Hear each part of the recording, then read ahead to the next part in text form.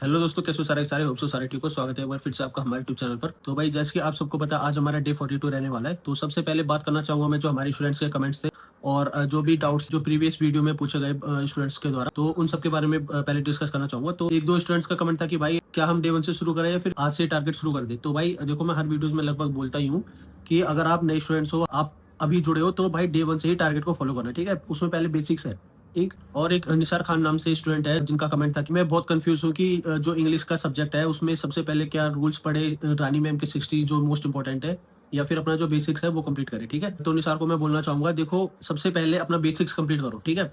Basics का मेरा मतलब आपको पहले नॉलेज होनी चाहिए, नाउन है क्या, एडजेक्टिव है क्या, एडवर्ब क्या है, ये जो हमारे पार्ट ऑफ स्पीचेस है वो है क्या, उनका यूज क्या है, ठीक है। उनको किस तरीके से हमने यूज करना है वो कैसे पता चलेगा, जब आप चैप्टर्स को पूरा प्रॉपर पढ़ोगे, उनके डिटेल्स को पढ़ोगे, ठीक है। ये नहीं कि आपको अभी पता नहीं है कि एडजेक्टिव क्या है, एडजेक्टिव किसके साथ लगता है, एडजेक्टिव को हम किस किस तरीके से यूज कर सकते हैं। जो आप 60 रूल्स की वीडियो कह रहे हो रानी मैम के लगाने के लिए, तो वो वर्थ नहीं है आपके लिए, ठीक है। क्योंकि आपको समझ ही नहीं आएगा, आप कंफ्यूज ही रहोगे कि ये रूल कहाँ से क्या उठ के आ गया।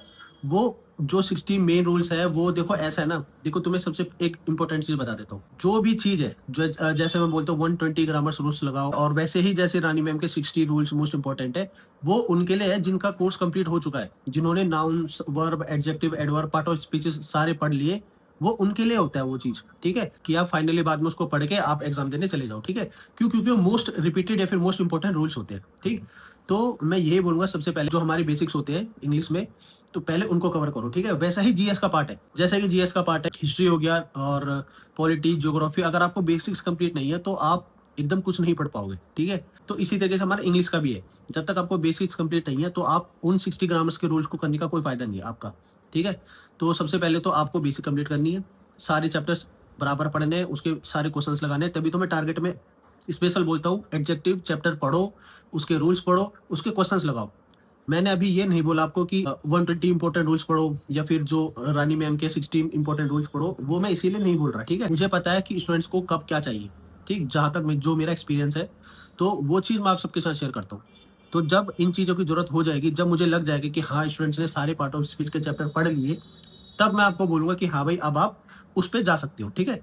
तो होप्स आपको मेरी बात समझ आ गई होगी, और होप्स आपका जो डाउट था वो क्लियर हुआ होगा। और एक कमलेश राठौर नाम से एक स्टूडेंट है जिनका कमेंट था कि भाई जो मेरा स्किल ऑफलाइन का जो इंस्टीट्यूट है वो काफी दूर पड़ता है, आने जाने में 3-4 घंटे लग जाते हैं, तो क्या मैं ऑनलाइन पढ़ सकता हूँ या फिर ऑफलाइन बेस्ट रहती है जैसे आप कहते हो। तो देखो, मैं शुरू से ही बोलता आ रहा हूँ, वैसे तो बेस्ट रहता है ऑफलाइन, ठीक है। उसमें आप फेस टू फेस टीचर से बात करते हो, अगर आप कंफ्यूज हो रहे हो तो टीचर से पूछ सकते हो। ऑनलाइन में ऐसा होता है कि बहुत सारे स्टूडेंट्स होते हैं, पता नहीं टीचर तुम्हारा कमेंट देखे ना देखे, और किस तरीके से तो आप पूछोगे, स्ट्रोक्स कैसे पूछ सकते हो, आप बना के थोड़ी दोगे उनको। आप सिर्फ एक कमेंट के भरोसे रह सकते हो। बस ऑनलाइन में ये फायदा होता है कि आप कोई भी वीडियो में डाउट है, किसी भी चीज में डाउट है, आपको समझ नहीं आ रहा, तो उस वीडियो को आप दोबारा देख सकते हो, वो रिकॉर्डेड क्लासेस होती है, ठीक। तो उसमें बस प्लस पॉइंट ये है। बट मैं बोलूंगा अगर आपका इंस्टीट्यूट दूर है, आपसे, आपके घर से बहुत दूर पड़ रहा है, आपको 3-4 घंटे आने जाने में लग रहे हैं, तो उनके लिए सबसे बेस्ट रहेगा कि आप ऑनलाइन पढ़ो, ठीक है। और जो आप आने जाने में टाइम वेस्ट करते हैं उसमें आप प्रैक्टिस कर सकते हो, ठीक है। तो यही बोलूंगा कि अगर आपका इंस्टीट्यूट दूर है स्किल का, तो आप घर से जाके ऑनलाइन कर लो। ऑनलाइन में काफी सारे प्लेटफॉर्म मिल जाएंगे आपको, तो आप स्किल सीख सकते हो इजीली, ठीक है। बस अपनी प्रैक्टिस पे ध्यान रखना, स्पीड आनी ही चाहिए, साथ में एक्यूरेसी पर भी ध्यान रखना, ठीक है। बाकी जो बिगिनर्स है उनको मैं शुरू से बोलता आ रहा हूँ, शुरू शुरू में पेंसिल यूज करो।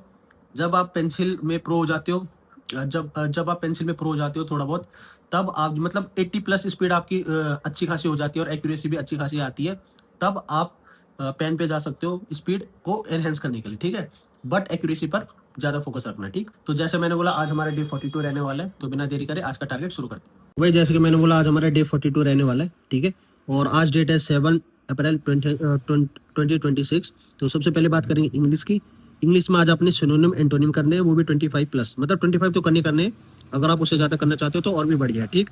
और अब बात करते हैं एडवर्ब की। एडवर्ब में आपने क्या पढ़ना है, रूल्स पढ़ने हैं, उसके क्वेश्चंस लगाने हैं, ठीक। चैप्टर्स कोई से भी हो इंग्लिश के, उसमें सबसे मेन होता है रूल्स, और उससे भी मेन होता है क्वेश्चंस, ठीक है। मैं हर वीडियो में बोलता हूँ रूल्स के साथ क्वेश्चन जरूर लगाना है, तभी आपको पता चलेगा क्वेश्चन किस तरीके से पूछा जाता है, एडवर्ब किस तरीके से हमने यूज करना है, ठीक है। और अब बात करते हैं एसएससी सीपीओ के मॉक टेस्ट लगाने हैं 2 इंग्लिश के, ठीक। और अब क्या करना है रीजनिंग में, वो उस चीज के बारे में डिस्कस करते हैं। सबसे पहले करने हैं 4 एसएससी सीजीएल के मॉक टेस्ट लगाने हैं, 4, ठीक है। मतलब 100 क्वेश्चन हो गए। क्यों एसएससी सीजीएल को क्यों क्यों क्योंकि वो जो हमारे एसएससी सीजीएल है वो थोड़ा एडवांस लेवल का होता है। और एक चीज़ और ध्यान रखना, जब भी रीजनिंग लगाओ तो टाइम जरूर लगाना है कि हमने कितने टाइम में कितने क्वेश्चंस कर लिए। पहला मॉक टेस्ट लगाओगे उसमें देखना कितने मिनट में सारे क्वेश्चन 25 के 25 हो गए, फिर दूसरा लगाओगे उसमें देखना कितने मिनट। तो जितना कम मिनट यूज़ करोगे और एक्यूरेसी अच्छी रहेगी उतना ही आपको बेनिफिट मिलेगा आगे। ठीक है, तो रीजनिंग में इस तरीके से करना होता है। अब बात करते हैं जीएस की। जीएस का थोड़ा सा आज लेंथी लगेगा। पहली चीज, करंट अफेयर में जुलाई 2025 से 2026 तक करना ही करना है। ठीक है, मैं करंट अफेयर ऐसे ही लिख दिया करूंगा कि जुलाई 2025 से 26 मतलब करंट अफेयर करना है। उसमें आपको क्या करना है, जैसे आज आपने जुलाई का कर लिया तो अगली बार जब मैं लिखूंगा करंट अफेयर जुलाई से 2025 से 2026 तब आपने क्या करना है, अगस्त के करने, फिर सितंबर के करने, ऐसे एक एक महीने करते रहने। ठीक है, और साथ में क्या करना है, मॉडर्न हिस्ट्री का ऑल रिवोल्ट्स और मीटिंग्स, जितनी भी रिवोल्ट्स हुए मीटिंग हुए 1901 से नहीं 1901 नहीं 1857, यहाँ से मॉडर्न हिस्ट्री का असली रिवोल्ट शुरू होता है। 1857 से 1947 तक जितना कुछ भी हुआ है वो डिटेल में लिखना है और उसको याद करना है। ठीक है, आगे हम कुछ और करेंगे नेक्स्ट डे में, वो मैं आपको नेक्स्ट वीडियो में ही बताऊंगा। ठीक है, फिलहाल ये करना है मॉडर्न हिस्ट्री का।